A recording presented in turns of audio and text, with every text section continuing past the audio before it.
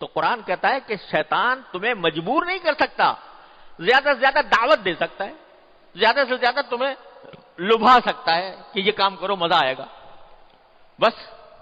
اب تم جب اس کی بات مان لیتے ہو تو مانتا کون ہے؟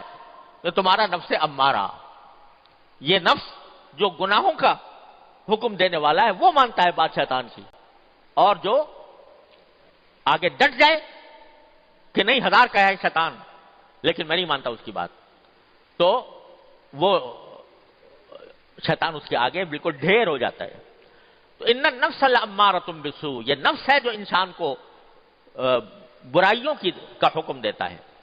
لیکن جب اللہ تعالیٰ کے فضل و کرم سے، کسی نیک بندے کی صحبت سے، کچھ وعظ و نصیحت سے جب بندہ نفس امارہ کو سمجھ لیتا ہے کہ یہ مجھے تباہی کے راستے پر لے جا رہا ہے، بربادی کے راستے پر لے جا رہا ہے، تو اب اس کے اندر ایک خود وہی نفس جو اس کو برائی کی طرف آمادہ کر رہا تھا، اس کے اندر ایک تبدیلی یہ پیدا ہوتی ہے کہ پہلے تو برائی کرتا تھا اور کان پر جوں بھی نہیں رینگتی تھی۔ حدیث میں آتا ہے کہ جب اللہ بچائے انسان نفس امارہ کا غلام بن جاتا ہے تو اگر اس کو کبھی خیال آئے بھی کہ یہ گناہ کا کام ہے، اول تو خیال آتا نہیں، اگر آئے بھی تو اس طرح اڑا دیتا ہے اس کو جیسے ناک پر سے مکھی اڑا دی، اس کا دل میں اس کی کوئی وقت ہی نہیں رکھتا اگر گناہ کا خیال آئے بھی کہ یہ کام گناہ ہے جو میں کر رہا ہوں۔ لیکن جب اللہ والوں کی صحبت سے، جب واعظ و نصیحت سے، قرآن و سنت کی تعلیمات سے قریب ہو کر جب بندہ آگے بڑھتا ہے تو اس وقت پہلی تبدیلی تو یہ پیدا ہوتی ہے کہ گناہ کو گناہ سمجھتا ہے اور اس کی وجہ سے شرمندہ بھی ہوتا ہے اور اپنے آپ کو ملامت بھی کرتا ہے کہ ہائے مجھ سے یہ غلطی ہو گئی، ہائے مجھ سے یہ گناہ ہو گیا، کاش کہ میں یہ نہ کرتا۔ تو یہ مرحلہ ہے کہ جس کو قرآن کریم نے تعبیر کیا ہے نفس لوامہ، لا اقسم بیوم القیامت ولا اقسم بالنفس اللوامہ، یہ نفس لوامہ ہو جاتا۔ لوامہ کے معنی کیا ہے؟ ملامت کرنے والا، وہی نفس جو پہلے کہہ رہا تھا گناہ کرو، وہ گناہ کرنے کے باوجود دل میں ملامت پیدا کرتا ہے کہ ہائے مجھ سے یہ ہو گیا، ندامت پیدا ہوتی ہے۔ تو اس کا نتیجہ کیا ہوتا ہے کہ آدمی پھر استغفار کی طرف مائل ہوتا ہے کہ ہائے مجھ سے ہو تو گیا لیکن اے اللہ مجھ سے غلطی ہو گئی، میں بڑا گنہگار ہوں، میں اقراری مجرم بن کر آپ کے سامنے حاضر ہوں، اے اللہ اپنے رحمت سے مجھے معاف کر دے کہ مجھ سے یہ گناہ ہو گیا، آئندہ کے لیے توبہ کرتا ہوں، آئندہ نہیں کروں گا۔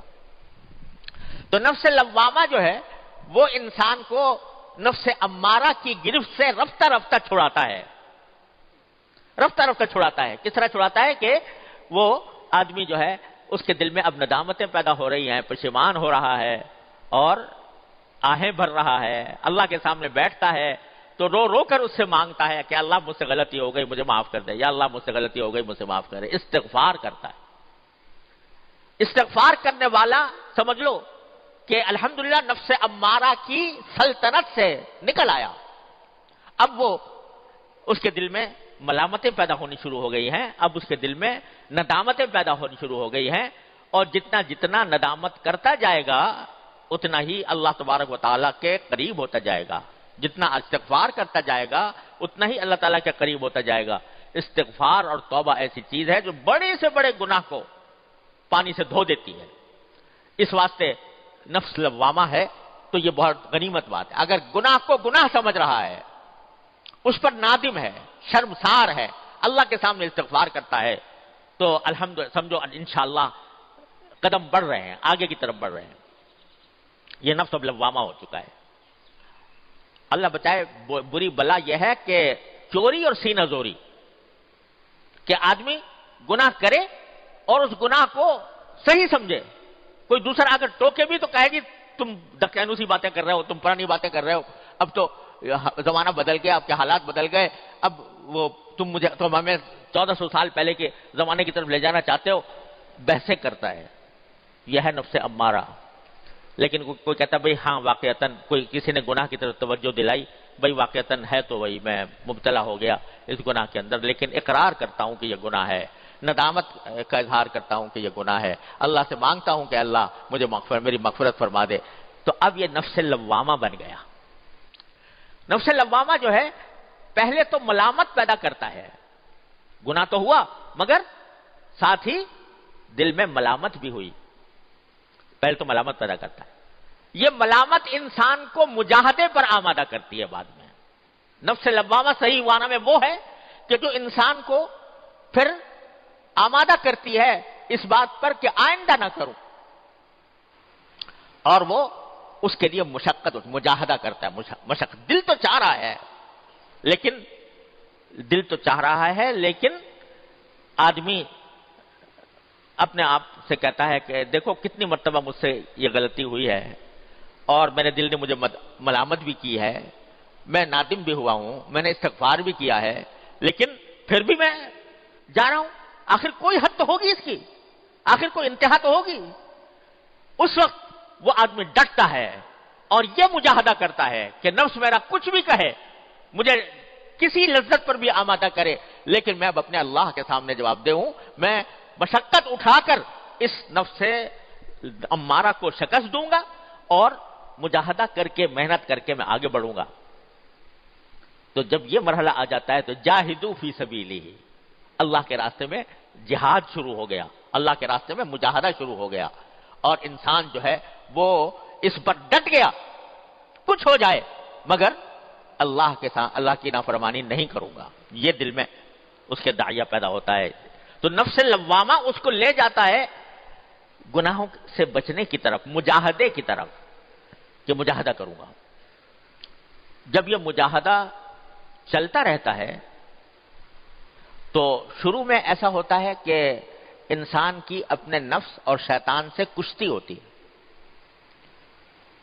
ہے، مقابلہ ہوتا ہے، اور مقابلے اور کشتی میں کبھی اس نے ڈھا دیا کبھی اس نے ڈھا دیا، کبھی یہ غالب آ گیا اور نفس امارہ کو شکست دے دی.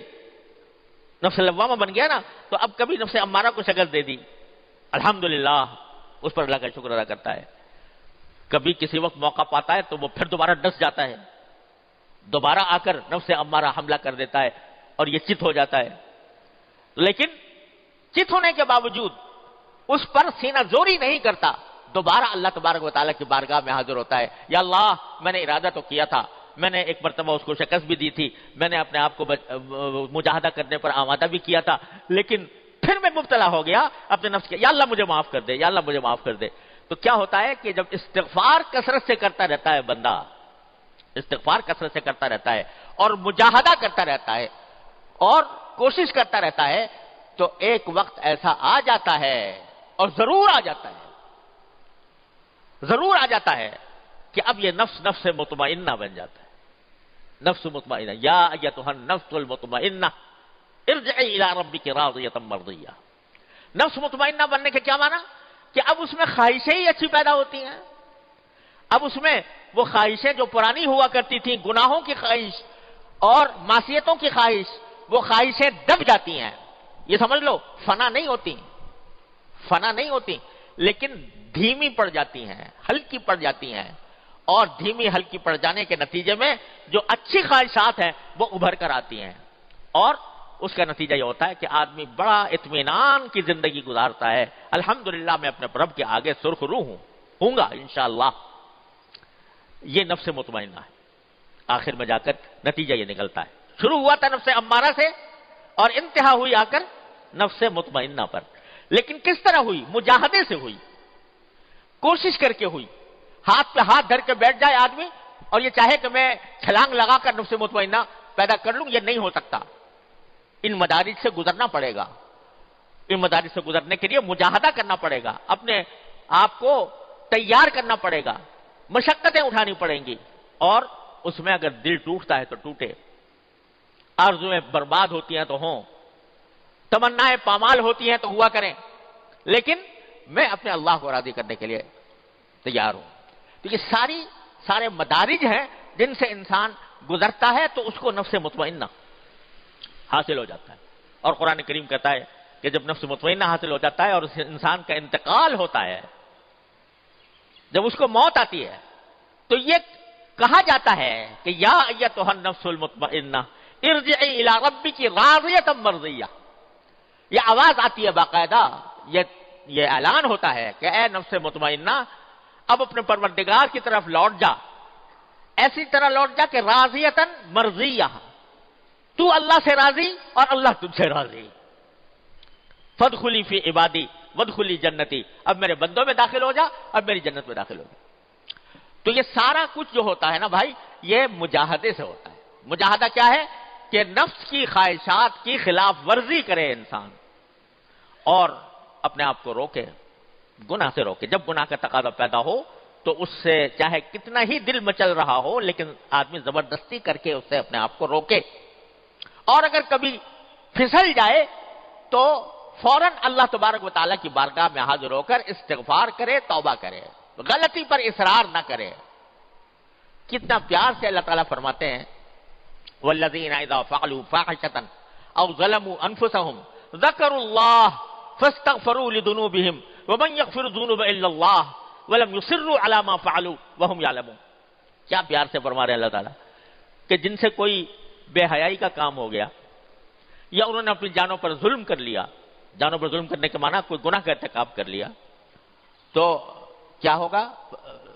فاحشۃ او ظلموا انفسهم ذکروا اللہ، اس وقت بھی وہ اللہ کو ذکر کرتے، اللہ کو یاد کرتے ہیں، فاستغفروا لذنوبهم، اپنے گناہوں کی معافی مانگتے ہیں، ومن یغفر الذنوب الا اللہ، اور اللہ کے سوا کون ہے جو ان کے گناہوں کو معاف کرے، ولم یصروا علی ما فعلوا، اور جو کچھ گناہ کر بیٹھے تھے اس کے اوپر اصرار نہیں کرتے جان بوجھ کر، تو ان کو اللہ تعالیٰ نے تعریف کے پیرائے میں بیان فرمایا ایسے لوگوں کو کہ جن سے گناہ سرزد ہو اور وہ استغفار کی طرف متوجہ ہوں، توبہ کی طرف متوجہ ہوں، اور پھر اللہ تبارک و تعالیٰ کی بارگاہ میں حاضر ہو کر اپنی گناہوں کی معافی مانگے۔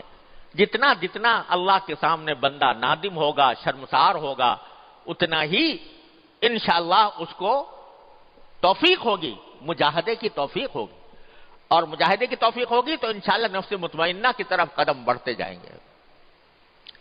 یہ جو ہے نا استغفار، اس کو معمولی بات نہ سمجھو، اور اپنے گناہوں پر حسرت اور ندامت اس کو معمولی بات نہ سمجھو، یہ جو ہے یہ انسان کو بالآخر انشاءاللہ نفس مطمئنہ تک پہنچائے گی، ضرور پہنچائے گی۔ ہمارے بزرگ تھے حضرت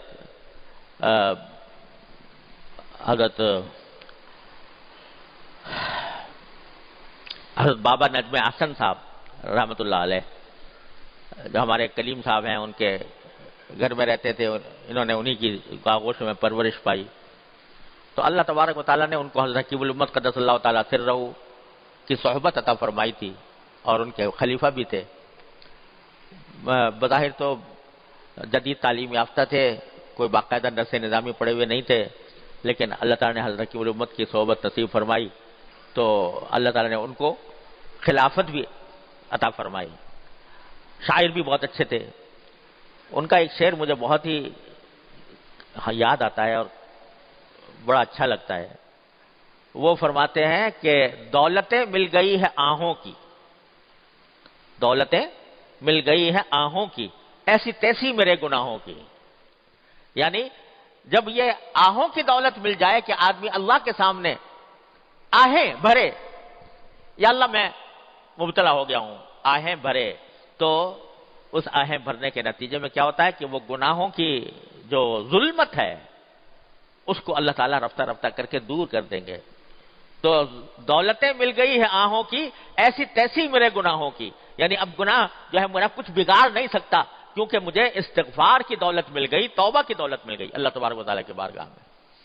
تو اس کو معمولی نہ سمجھو، جب کبھی کوئی غلطی ہو جائے تو اس غلطی کو صحیح کرنے کے لیے کوئی تعویلیں نہ کرو، یہ نہ کہو کہ بھائی ہم تو ایسے ہی ماحول میں پیدا ہوئے ہیں، یہاں پر چاروں طرف گناہوں کی ظلمت پھیلی ہوئی ہے، تو کیا کریں، ہم تو دنیا جس طرف جا رہی ہے ساری دنیا اسی طرف جا رہی ہے، چلو میں بھی جا رہا ہوں تو کیا ہے، ارے بھائی ساری دنیا جہنم کی طرف جا رہی ہے تو تم بھی وہ جہنم کی طرف چل پڑو۔ یہ جو باتیں ہیں، اس کے بجائے دل میں ندامت پیدا کر کے اللہ تعالیٰ کی بارگاہ میں استغفار کرتے رہو۔ لیکن یہ سب کیسے ہوگا؟ یہ ہوگا مجاہدے سے، مشقت اٹھانے سے۔ دل نہیں چاہ رہا کسی کام کو مگر کر زبردستی کرنی ہے. دل نہیں چاہ رہا کسی گناہ سے بچنے کو، مگر دل کو آمادہ کرنا ہے کہ گناہ سے بچے. یہ زبردستی کرنی پڑتی ہے اپنے نفس کے اوپر. اور یہ زبردستی صرف دین کے ساتھ خاص نہیں ہے، تم دنیا کے معاملات میں بھی زبردستی کرتے ہو. جب کسی جگہ کسی کی ملازمت ہو گئی، اس کو صبح اٹھ کے سویرے جانا ہے، نیند آ رہی ہے، آرام کو دل چاہ رہا ہے، لیکن کیا کرے گا؟ ملازم ہے، وقت پہ پہنچنا ہے، تو دل تو چاہ رہا ہے سو جاؤں، لیکن وہ اس دل کے چاہنے کی پرواہ کیے بغیر اٹھے گا اور محنت اٹھائے گا اور جائے گا، کیونکہ پتا ہے کہ میری روزی اس سے وابستہ ہے. اگر یہ نہیں کروں گا تو میری ملازمت جاتی رہے گی، میری روزی ختم ہو جائے گی. تو یہی مجاہدہ اللہ کے لیے کرو کہ دل چاہ رہا ہے، مگر میں نے اپنے آپ کو زبردست